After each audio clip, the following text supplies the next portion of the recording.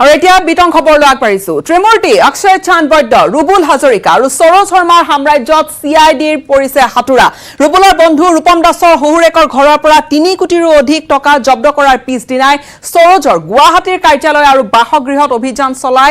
লগতে ধনৰ লগতে CIDয়ে জব্দ কৰিলে 2খনকৈ বাহন কিন্তু এতিয়া পলাতক অক্ষয় চান্দ বৈদ্য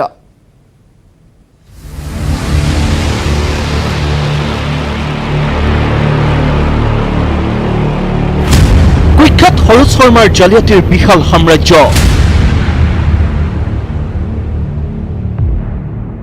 সৰোজৰ কাৰ্যালয়ৰ লগতে বাসগৃহত CIDৰ অভিযান 4,20,000 টকাৰ লগতে 2খন বাহন জব্দ হাৰ্ড ড্ৰাইভ পেন ড্ৰাইভ আৰু দমে নথিপত্ৰ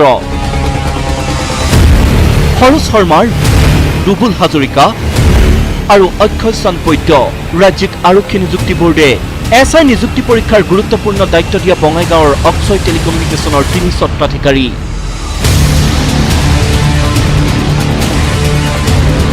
ইতিমধ্যে ধৃত ৰুবুলৰ বন্ধু ৰূপম দাসৰ শহুৰেকৰ ঘৰৰ পৰা 3 কোটিৰো অধিক ধন জব্দ কৰাৰ পাছতে সৰোজৰ সাম্ৰাজ্যত CIDৰ অভিযান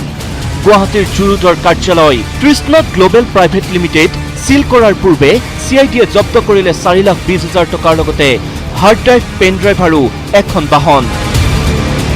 বিজেপি নেত্ৰী পত্নীৰ নামত পঞ্জীয়ন হৈ থকা বাহনখনত লগোৱা আছে সচিবালয়ৰ কাৰ্পাছৰ লগতে এটা স্যাটেলাইট চেনেলৰ ষ্টিকাৰ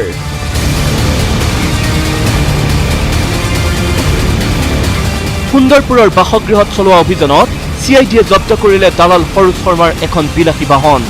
কিন্তু ইমানৰ পাছতো নিজকে ধোৱা তুলসীৰ পাত সজোৱাৰ চেষ্টা খলনায়ক সৰোজ শৰ্মাৰ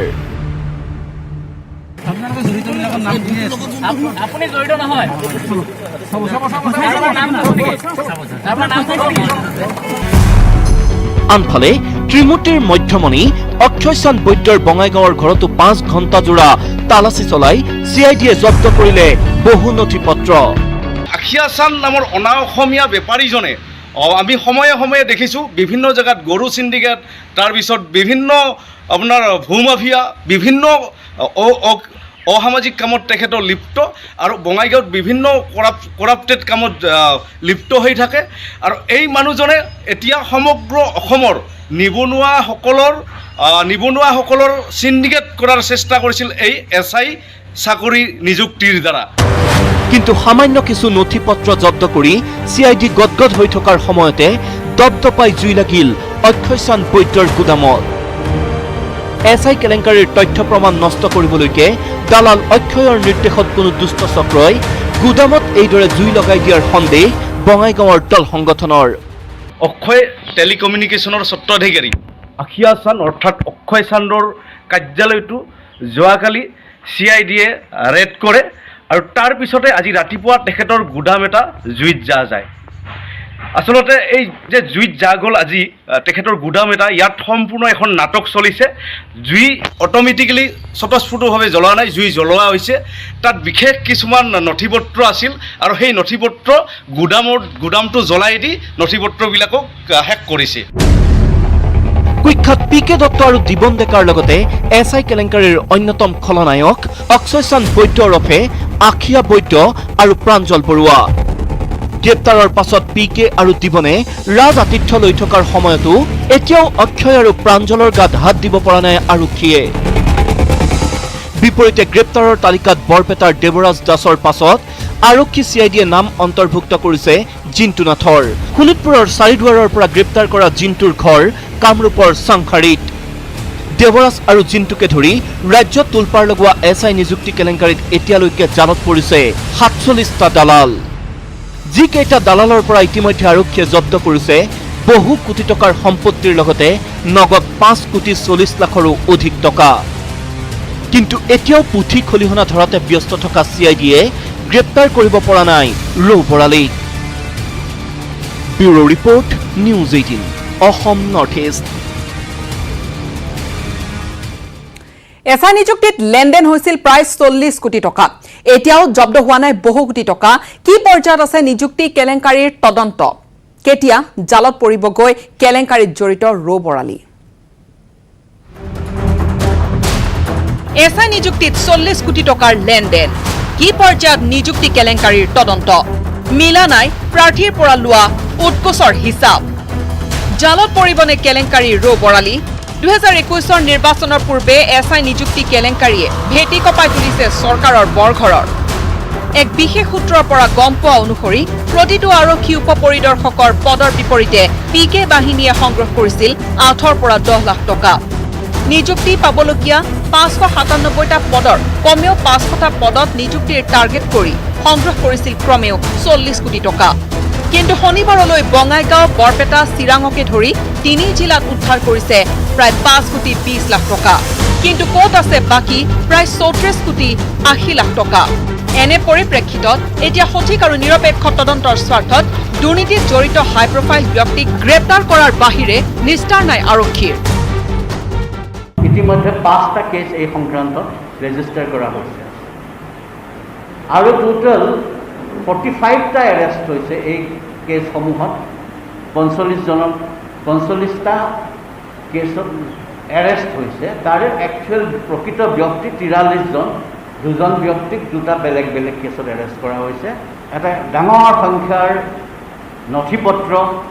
ডিজিটেল এভিডেন্স ডিজিটেল মানে বস্তু PDA বুলি যেনেকৈ পাৰ্চনেল ডিজিটেল এক্সেসৰিজ ইত্যাদিখিনি বিভিন্ন জেগাৰ পৰা জব্দ কৰা হৈছে ক'ৰ পৰা পেপাৰটো লিক কেনেকৈ হ'ল সেইটো উলিয়াবলৈ আমাৰ চেষ্টাৰ কেতিয়াও ত্ৰুটি নহয় কম নহ'ব তদন্তৰ আওতালৈ আহিব ৰাজ্যিক আৰক্ষী নিযুক্তি বৰ্ডৰ পদত্যাগী অধ্যক্ষ প্ৰদীপ কুমাৰো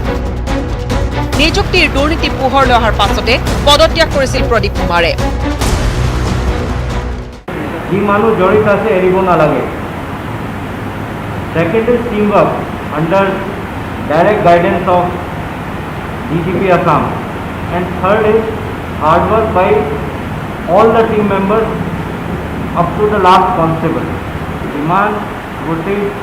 তদন্ত প্ৰক্ৰিয়াত নাম আহিছে ফাৰ্ম হওক মানুহ হওক সবক তদন্তৰ আওতাত অনা হৈছে তদন্ত আমি কৰি আছোঁ আমি জানো আওতাত কোন কোন আহিছে কোন কোন অহা নাই তদন্ত would be absolutely on merit তদন্ত would not be governed by what someone else says or wants কিন্তু কেনেদৰে চৰকাৰী নিযুক্তিৰ নামত মুকলিক বজাৰ পাতিছিল অৱসৰী DIG কুখ্যাত PK দত্তই দুৰ্নীতিৰ আন এখন পাহাৰ গঢ়িবলৈ PK নিয়োগ কৰিছিল বিবন ডেকা ৰুবুল হাজৰিকা সৰোজ শৰ্মা জয়দেৱ বৰুৱা কুমুদ কলিতা প্ৰাঞ্জল বৰুৱা কব্জা কৰি লৈছিল অক্ষৰ টেলিকমিউনিকেশ্যনৰ স্বত্বাধিকাৰী অক্ষয় চান্দ বৈদ্য পৰীক্ষাৰ আগনিশা নিয়াৰিকৈ নিজৰ হোটেলত অনুষ্ঠিত কৰিছিল পৰীক্ষা প্ৰথম অৱস্থাত চাকৰি প্ৰাৰ্থীয়ে দিয়া উৎকোচৰ ধন বস্তাই বস্তাই ভাৰ্গৱ হোটেলতে মজুত ৰাখিছিল যদিও বিপদৰ উমান পাই স্থানান্তৰ কৰিছিল ভিন্ন স্থানলৈ CIDৰ জেৰাত কুখ্যাত PK মুখ খোলাৰ পাছতে এতিয়া উৎকোচৰ ধন উদ্ধাৰৰ বাবে ব্যাপক তৎপৰতা অৱলম্বন কৰিছে তদন্তকাৰী সংস্থা CIDয়ে সকলো ঠিকে থাকে থাকিলে 90 দিনৰ ভিতৰত আদালতত চাৰ্জশ্বিট দিবলৈ আগবাঢ়িব CID কেলেংকাৰীতে পৰ্যন্ত 5টা গোচৰত গ্ৰেপ্তাৰ হৈছে 45 জন অভিযুক্ত ইয়াৰে 5 জন চাকৰি প্ৰাৰ্থীসহ CIDয়ে গ্ৰেপ্তাৰ কৰিছে 16 জনক কেমেৰা পাৰ্চন হিতেশৰ সহযোগত ঋতিক কৌশিকৰ report news 18 Assam north east আৰু এই মুহূৰ্তত আমাৰ হাতলৈ আহি পৰিছে শেহতীয়া কিছু খবৰ কাহিলীপাৰাৰ আৰক্ষীৰ বিশেষ শাখাত SI কেলেংকাৰী খলনায়ক PK দত্ত আৰু দিবন ডেকাক মুখামুখিকৈ জেৰা কৰা হৈছে 1 ঘণ্টা ধৰি জেৰা চলি আছে 1 ঘণ্টাত হয়তো বহুখিনি কথা ওলাইছে হেয়া হয়তো আমি কিছু সময় পিছত কিছু উমান পোৱাৰ লগে লগে আমি দৰ্শকক জনাব পাৰিম কিন্তু মুখামুখিকৈ জেৰা কৰা হৈছে ADGP GP সিঙৰ উপস্থিতিত এই মাৰাথন জেৰা চলিছে জেৰাত বহু বিস্ফোৰক স্বীকাৰোক্তি দিয়াৰ আছে পূৰ্ণ সম্ভাৱনা জেৰাৰ পিছত আৰক্ষীৰ বিশেষ শাখাৰ পৰা লৈ যোৱা হয় দুয়োজনক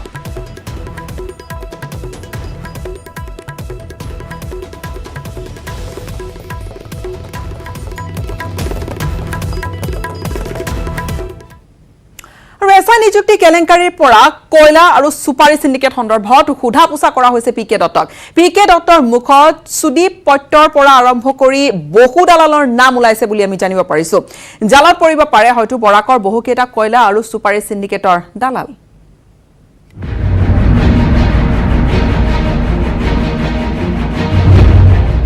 SI নিযুক্তি সিন্ডিকেটেই নহয় বৰাকৰ সুপাৰী কয়লা সিন্ডিকেটৰ নায়ক PK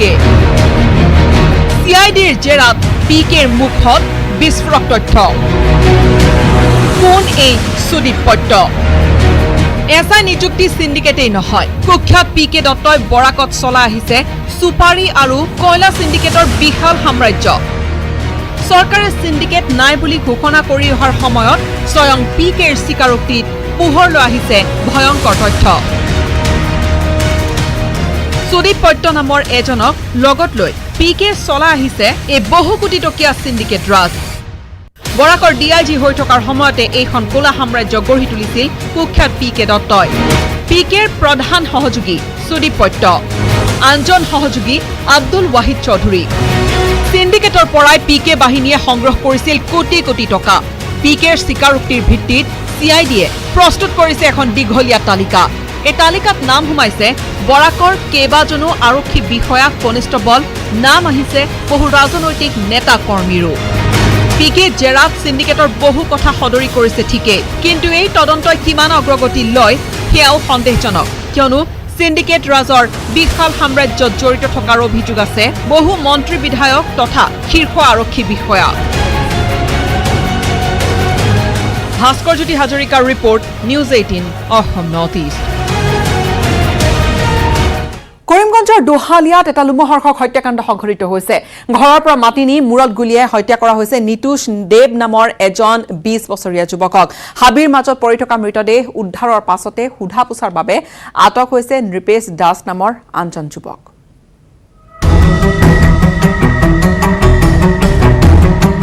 গৈছিল গাহৰি চিকাৰ কৰিবলৈ সতীৰ্থৰ চিকাৰৰ বলি হ'ল এজন বনৰীয়া গাহৰিৰ পৰিৱৰ্তে 20 বছৰীয়া যুৱক নিতুষ দেৱক মূৰত গুলিয়াই হত্যা কৰে নৃপেশ দাসে এই চাঞ্চল্যকৰ ঘটনা সংঘটিত হৈছে কৰিমগঞ্জৰ দোহালিয়া গাঁৱৰ নৃপেশ দাস শামসুল হক আৰু কেইজনমান সতীৰ্থ গৈছিল বনৰীয়া গাহৰি চিকাৰ কৰিবলৈ দোহালিয়া সংৰক্ষিত বনাঞ্চলত গাহৰি চিকাৰৰ বাবে মাতি নিছিল নিতুষ দেৱক শুকুৰবাৰে পুৱাৰ ভাগত জংঘলত চিকাৰ কৰিবলৈ যোৱা নিতুষ দাসৰ মৃতদেহ উদ্ধাৰ হয় শনিবাৰে এটা হাতে সজা বন্দুকেৰে নৃপেশ দাসে গুলিয়াই হত্যা কৰাৰ অভিযোগ পৰিয়ালৰ মৃতদেহৰ কাষত উদ্ধাৰ হৈছে বন্দুকটো ৰাতাবাৰী আৰক্ষীয়ে অভিযুক্ত নৃপেশ দাসক গ্ৰেপ্তাৰ কৰি অব্যাহত ৰাখিছে তদন্ত চব্জি ব্যৱসায়ী আছিলে আৰু যোৱাকালি ঘৰৰ পৰা তেওঁ চিকাৰ কৰিবলৈ লৈ আনিছে তেওঁলোকে বিশেষকৈ গাহৰিৰ বনৰীয়া গাহৰিৰ চিকাৰ কৰিবলৈ আহে বুলি গতিকে তেওঁ আগে পিছে আহিছে যদিও বিশেষ চিকাৰী তেওঁ নহয় তেওঁৰ লগত আৰু কিছুমান লগত আহিছিলে বুলি জানিব পাৰিছোঁ এজন মানুহ এই সংক্ৰান্তে ডিটেইন কৰা গৈছে নিপেশ দাস এলাইছ সুকেশ দাস আৰক্ষীৰ তদন্ততহে স্পষ্ট হ'ব নিতুষ দেৱক কিয় হত্যা কৰিলে সতীৰ্থই কৰিমগঞ্জৰ পৰা গৌৰীশ নন্দীৰ report news 18 Assam north east Maligaon 3 kilometre দীঘল উৰণীয়া সেতুৰ আধাৰশিলা স্থাপন হ'ল মুখ্যমন্ত্ৰী সৰ্বানন্দ সোণোৱালে স্থাপন কৰিলে আধাৰশিলা অনুষ্ঠানত উপস্থিত থাকে বিত্তমন্ত্ৰী হিমন্ত বিশ্ব শৰ্মা আৰু গুৱাহাটী ক্লাবৰ পৰা বামুণী মৈদামলৈ 8 কিলোমিটাৰ দীঘলীয়া এখন উৰণীয়া সেতু নিৰ্মাণ কৰা হ'ব ফেব্ৰুৱাৰী মাহৰ ভিতৰত গুৱাহাটীত আনহাতে মুকলি হ'ব 9খনকৈ ফুট অভাৰ ব্ৰিজ আধাৰশিলা স্থাপন অনুষ্ঠানত ঘোষণা কৰিছে মন্ত্ৰী হিমন্ত বিশ্ব শৰ্মাই মালিগাঁৱৰ পৰা কামাখ্যা গেট অভিমুখী আৰু মালিগাঁৱৰ পৰা পাণ্ডু সংযোগী প্ৰস্তাৱিত উৰণীয়া সেতুৰ নিৰ্মাণৰ যি মাংগলিক কাৰ্যসূচী সেয়া মাংগলিক শুভাৰম্ভণি কাৰ্যসূচী আছিলে ৰাজ্য চৰকাৰৰ স্বগ্ৰাধিকাৰ উন্নয়ন পুঁজিৰ অধীনত 420.75 কোটি টকা ব্যয় সাপেক্ষে নিৰ্মাণ হ'ব মালিগাঁৱৰ এইখন উৰণীয়া সেতু 3 বছৰৰ ভিতৰত উৰণীয়া সেতু মুকলি কৰাৰ লক্ষ্য লৈছে চৰকাৰে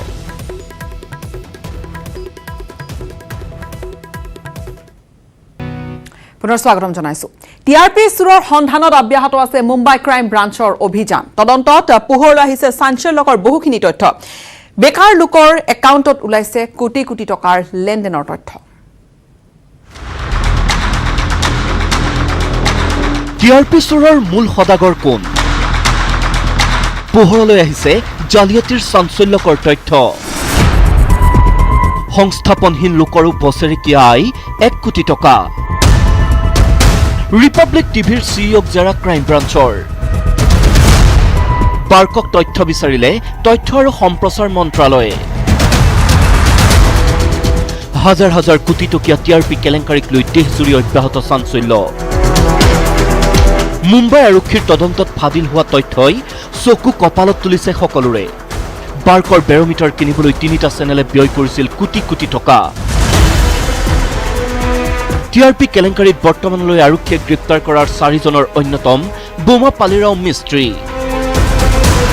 জালত পৰা বি মিস্ত্ৰীৰ নাই কোনো কৰ্মসংস্থাপন, কিন্তু বিগত বৰ্ষৰ নৱেম্বৰৰ পৰা বি মিস্ত্ৰীৰ একাউণ্টত জমা হৈছে 1 কোটিৰো অধিক টকা। প্ৰতি 2 মাহৰ মূৰে মূৰে মিস্ত্ৰীৰ একাউণ্টত সোমাই 20ৰ পৰা 25 লাখ টকা। অনুসন্ধানকাৰী আৰক্ষীৰ দাবী, মিস্ত্ৰীয়ে বাৰ্কৰ বেৰমিটাৰ থকা পৰিয়ালক পৰিশোধ কৰিছিল ধন। 3টা বিশেষ চেনেল চলাই ৰাখিবলৈ দিয়া হৈছিল এই ধন। এই তথ্য লাভৰ পিছতে 3 চেনেলৰ সকলো তথ্য পুংখানুপুংখ অনুসন্ধান চলাইছে আৰক্ষীয়ে।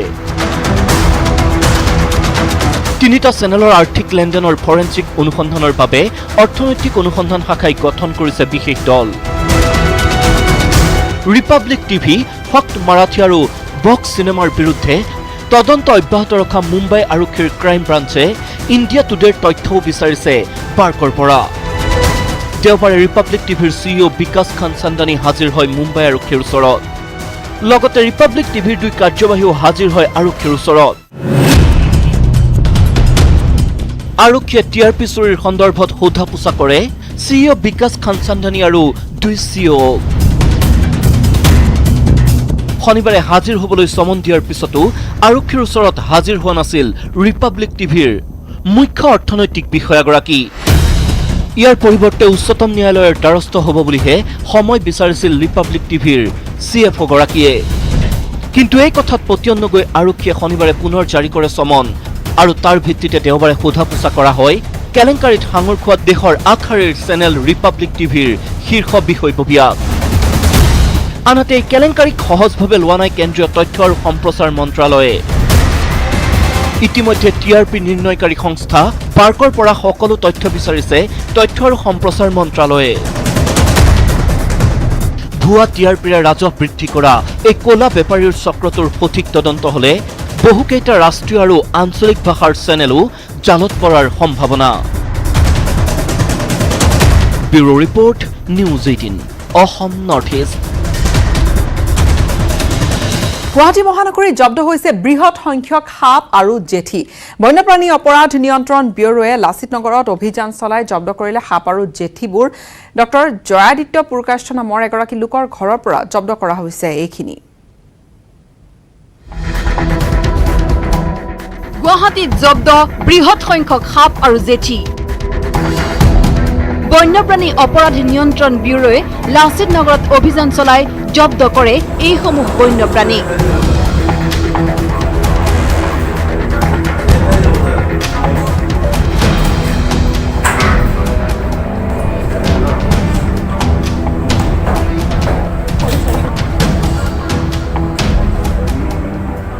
ডক্টৰ জয়াদিত্য পুৰকাষ্ঠ নামৰ এজন লোকৰ ঘৰৰ পৰা জব্দ কৰা হয় সাপ আৰু জেঠীসমূহ। গৱেষণাৰ বাবে সংৰক্ষণ কৰিছিল সাপ, জেঠী, ভেকুলীৰ লগতে বিভিন্ন প্ৰাণী। প্ৰাণীসমূহৰ ভিতৰত বাৰ্মিজ অজগৰ, ফেটি সাপ আৰু বিভিন্ন প্ৰাণী আছে। WCCBয়ে অভিযোগ কৰা অনুসৰি প্ৰাণীসমূহৰ সংৰক্ষণৰ প্ৰয়োজনীয় নথিপত্ৰ নাই ডক্টৰ জয়াদিত্য পুৰকাষ্ঠৰ।